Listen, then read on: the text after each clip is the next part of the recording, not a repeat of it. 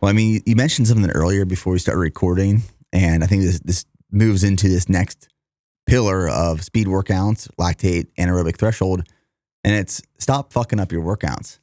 Right. And it's interesting. We just spent 10, 15 minutes talking about slowing down. Now we're going to start talking about speeding up, but speeding up appropriately, right? And so when we say speed, we think fast. And that actually is true. That's what we're talking about. But it's about being appropriately fast, right? It's about looking at the workout, understanding the workout as assigned, running the workout within the parameters of both the times assigned or within the parameters of the energy system that you're being asked to use on that day. What we find is that, once again, by learning by doing, people get better and better about hitting these workouts and understanding what's an appropriate pace. When we're trying to run a marathon, and a good marathon is, a 3:30 marathon is a good marathon. That's 8-minute pace. 3:29 is 8-minute pace. That's running, right?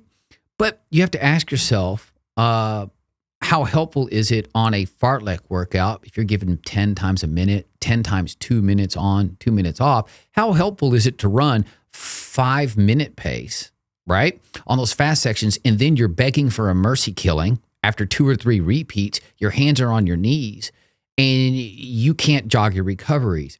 Because 5-minute pace isn't an energy system, and it's not a pace that you're going to be ever using at any point during your marathon that's on your schedule 14, 15, 16 weeks from now. So like you said, let's stop effing up our workouts by making them actually harder on the front end than they need to be, and harder on the front end than they should be, in order for you to actually get a desired physiologic adaptation that is going to be beneficial for you long-term relative to your goal on race day. So people lose control of these workouts. They're From not the outset. They're not in control. They're not even in control at the start, right? And we don't always need to have blood squirting out of the corners of our eyes to be able to get better, right? There's a way to apply moderate aerobic stress on our bodies that then actually allow us to make significant gains in our lactate threshold. We actually know that even max VO2 pace, which is the pace that we can run all out for 10 to 12 minutes, right? Which is nowhere near sprint pace, right? Even MVO2, we reach a plateau for many people after many, many years in that.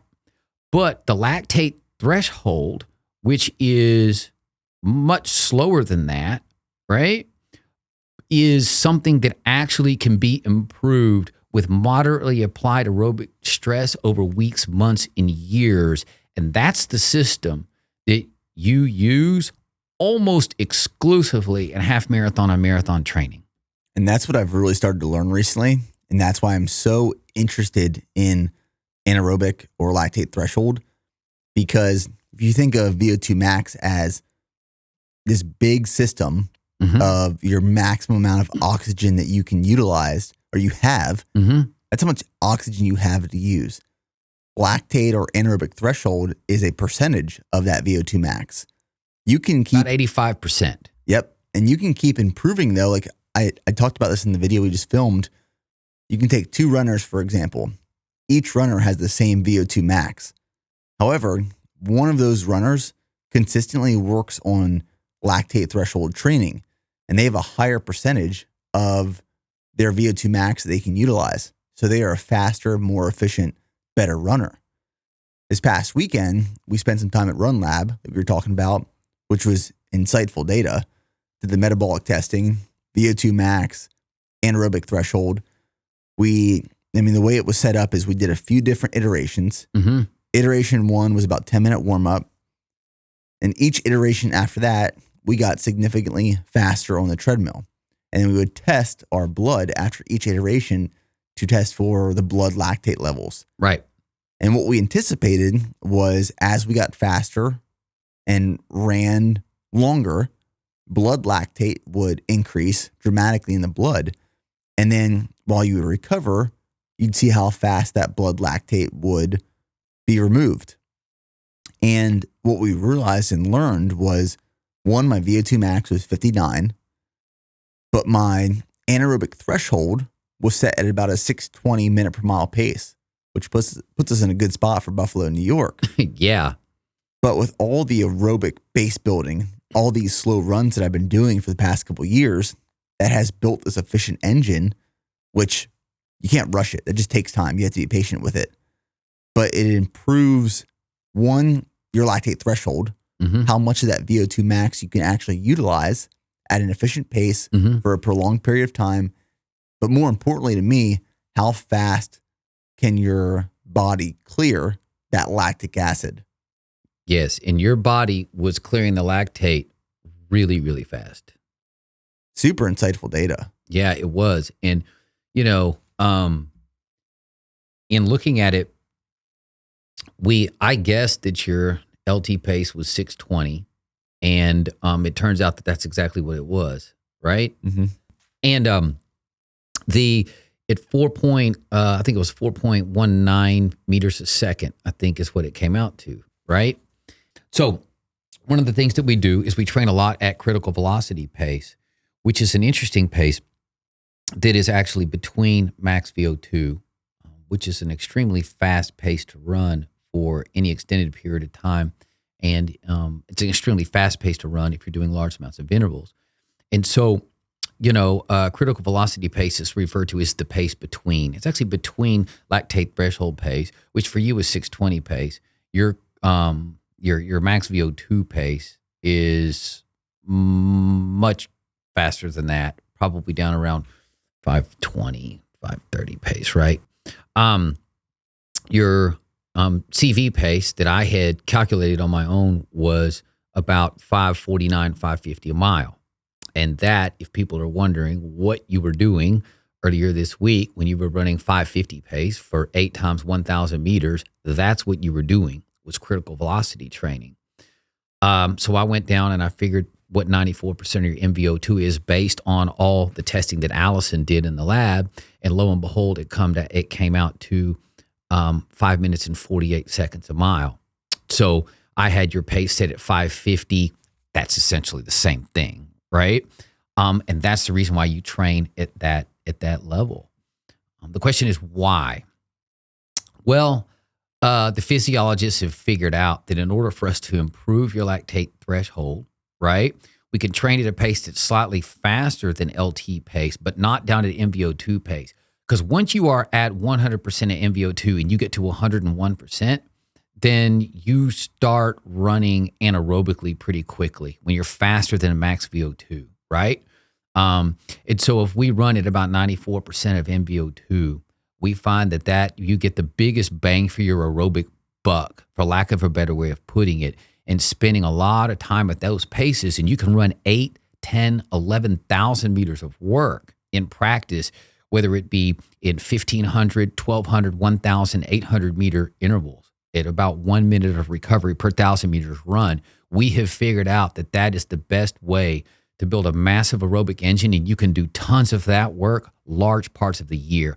It's one of the keystones of our success, and that's what is actually going to slowly but surely help drive down your lactate threshold through what's referred to as fractional utilization of your MVO2. A lot of big words, but scientifically, it's just really, really good running. And you're going to spend and we're in this marathon build, everybody's going to watch you spend an immense amount of time running at about 94% of your max VO2 pace on your track repeat work once every 14 days. I'd be curious if, so many people are messing up these track workouts, these tempo runs by running too fast. Yes. And too hard, where they're just, after each interval, they're dead. What I used to mess up too, and I think a lot of people do as well, is they rest too long in between these intervals. Correct. So I would love to talk about the worst work to rest ratio and why that's so important. Right. So the basic rule of thumb on max VO2 work is that there is a 1-to-1 work to rest ratio. That has its place, but in limited amounts. When we're looking at training for a marathon, you want to have a much higher work to rest ratio on your repeat work, right? So you were doing repeats the other day at 550 mile speed for 1,000 meters of work, which is a little over 0.6 of a mile, and you were getting 1 minute. That's it, right? That's quick too. It allows your body, you get right up to scientifically where you're starting to pool lactate in your blood, right? And you get right up to that point where it starts becoming a little bit, at the end of the workout, maybe a little dicey as far as the way you feel, but then you rest. But just for 1 minute. And when you have an efficient aerobic system, you're able to clear that lactate just enough in that 1 minute to where we can get back on the starting line and then stress it right up to that point where it gets maybe a little dicey, and then boom, the repeat's over in 1 minute, right? If you are running too fast on your intervals, you pool too much lactate in your blood, and then it requires a ton more recovery time for you to clear enough lactate to then be able to get back to the starting line and then run another repeat at the same pace, right? And so if we slow it down to a pace that's slower than MVO2, and I calculate all these things for all of my runners, nationwide and even worldwide, what we do is we hit that sweet spot where we can clear enough lactate in a short period of time to get back on the line. And then if you just keep doing that little bit of stress repeatedly over and over and over, what you do is you improve your lactate threshold. And the long and the short of it is this: you can run farther and you can run faster. And the last time I checked, that's the only game in town when it comes to running foot races down the damn street, right? What I found was cool and I wanted to share, and we're going to share this in a YouTube video in the series. It's really convenient to have a place like Austin, Texas, where your athletes can come run with you on Wednesday mornings, right? Where you're holding them accountable to those 1 minute, because 1 minute is quick. Oh, it sucks. It sucks. Yeah. What we did this past week is, because I couldn't work out with you, I set up the workout in my Garmin app prior to, synced it to my watch, and I just pressed start. And then when I hit 1,000 meters, it would stop, right? And the countdown would begin for 60 seconds. And then 5 seconds out, it would go doot, doot, doot. And then when I was able to go, I had to go again. Right. But I think it's really important to hold yourself accountable to those rest times, because 1 minute is really easy to turn into 2, 3, 4 minutes of rest. Right. And that's dangerous. And you're not getting the work. You're not getting the work. Your body's not going to get the physiologic adaptations if you don't have the perfect work to rest ratio, understanding how fast the work needs to be done, right? And understanding the why.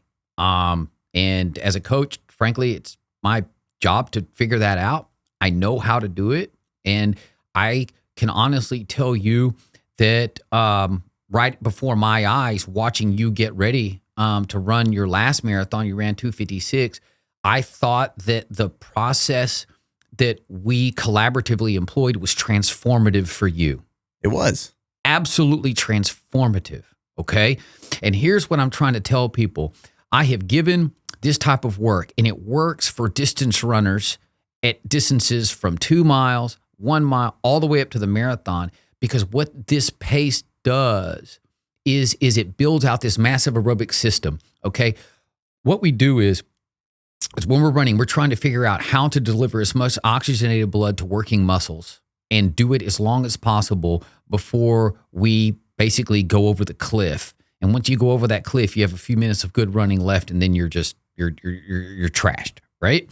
And so we have red blood cell and we have an oxygen molecule. We breathe in the oxygen. It attaches itself to a red blood cell, and then it gets delivered to working muscles, right? And the thing about distance running is you can look at two guys and they look the same. It's different from bodybuilding because you can see the gains because you're in the weight room and you're getting bigger, you're getting more ripped, right? With distance runners, it's a little bit more nuanced than that because you can look at two guys and they had the same height, same body weight, everything. But what you don't realize is one of them is delivering twice the amount of oxygenated blood to working muscles through consistently applied stress. It's scientifically formulated, and the pace is like what we've been talking about for the track work. And we can go into the lactate threshold training and the tempo running here in a second and sort of what we're doing on those days as well. But here's the point, is you build this massive oxygen delivery system by which we can deliver tons more oxygenated blood to working muscles by applying the appropriate stress on very, very intentional days, but then cooling the fire, so to speak, by then just slowing it down on those easy days that we discussed. So we're using the track for critical velocity. Critical velocity training, and we do some max VO2 training, right? When we're trying to sharpen up maybe at the very end.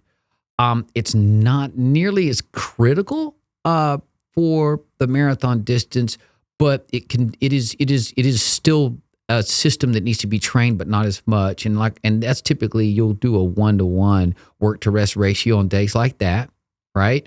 But yeah, critical velocity training is really a cornerstone for what we do because the advantage of that, of course, is that not only are you training at a scientific system that maximizes your body's ability to get aerobic adaptations, but it's also really good because for you, 550 pace is 35 seconds a mile faster than what you're going to need to run 248, 249 in a marathon. So neurologically, we're just dialing in paces that are much faster than what you're actually going to need to run on race day. So it's just really, really good in multiple aspects, right?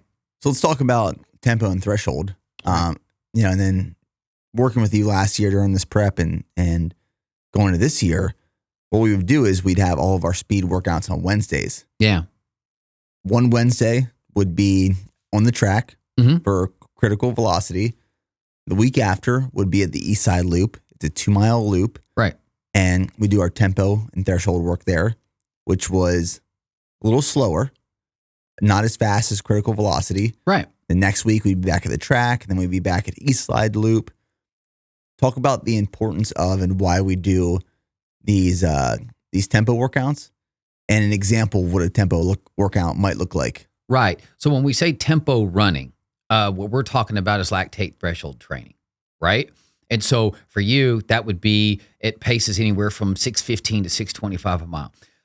We can be really, really, really exacting with it, but we also need to understand that on some level, it's a bit of an imprecise science.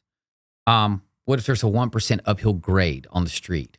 What if it is 85% humidity?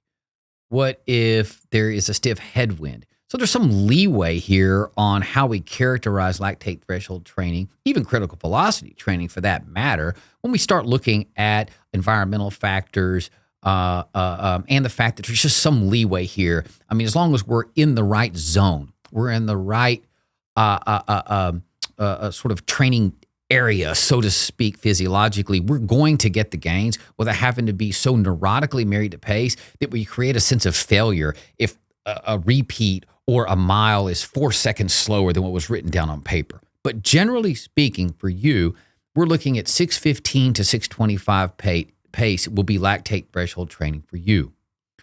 Well, we know that dumps lactate into your blood, and that the more you train at lactate threshold training and your body becomes efficient at clearing that lactate from your blood, then the more efficient you're going to be at running farther, running faster, right? That's the reason why if all we do is jog every day, we are not going to get the fitness benefits that actually drives our body to get what's referred to as aerobic adaptations, right? Which then increases the body's ability to run faster, farther. So that's why we do lactate threshold training as well. They're much longer sessions, okay? For you, that might look like 7 miles at 6 minutes and 20 seconds a mile. And then what I like to do is cross over and then maybe have you touch on a system that's closer to a critical velocity pace on the tail end of this workout, where you can get a little bit more aerobic punch, right? Without doing the whole workout at CV pace, because that would defeat the purpose of the day. So it might be 7 miles at 6:20 pace, and then we might roll down and run anywhere from 4 to 6 times a half mile repeat, right? At maybe 6 minute pace, 6:10 pace, which is not quite down at CV pace, but it's significantly faster than lactate threshold pace, right? So, you might do a workout where you do, 4 miles at 6:15 or 6:20 pace, four or 5 times a half mile at 6 flat pace. Then I might have you do a shorter 2 mile or 3 mile tempo run on the tail end after that, where I might have you spin down to 6:15 pace. I love those workouts. Oh, yeah. And you just get so much aerobic benefit from them. But if you're in control and you're not redlining and you just simply get the aerobic stress right up to that point where you've kind of like, okay, I think I've had enough for today. And then the workout stops, your body's going to get massive gains. I liken it to this. You're never going to go to the weight room and max every single day on bench, right? But if you do the proper amount of chest work, 2, maybe 3 max days a week, and you don't lift so hard to where you can't lift your arms, you're going to get those gains as long as you're dialing in your nutrition, eating the proper amounts of protein, et cetera. It's the same thing. You don't try to max every day. And even on an individual workout, you don't try to max on that day. You do something that's sub-maximal, but still appropriately stressful. And over weeks and months, your body is the most efficient machine in the world. It's better than anything that we can build with nuts and bolts and steel. I promise. Just apply appropriate stress. It just responds masterfully. It's the most unbelievable thing on the face of the planet, the human body. Well, coming from a strength background, I used to think that these systems, muscular for one, and then aerobic system for the other, were completely independent in terms of programming. Absolutely not. Once you learn, it's the same principles. It is a percentage based off of either a max or a certain threshold. When I was training for my Ironman, we were training at percentages based off of FTP.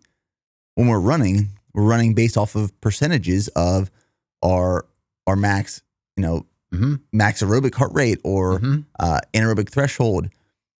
If you're in the gym, you're doing training sets and reps based off a percentage of your 1 rep max.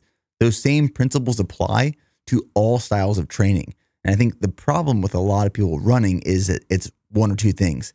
It's either I'm running a slow, easy run, or I'm going balls to the walls and burning out. Go. You're either jogging or you're ripping ass, right? And the problem is we need to be somewhere in between if we're going to get better. That's true. Right? That's true.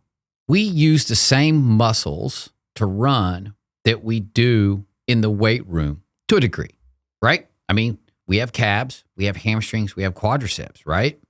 Okay. Here's what we know. There's 3 kinds of muscle fibers, even though most people think there's 2, right? Everybody's heard of slow twitch and fast twitch, right? Generally that's true, but there's actually 2 kinds of fast twitch fibers.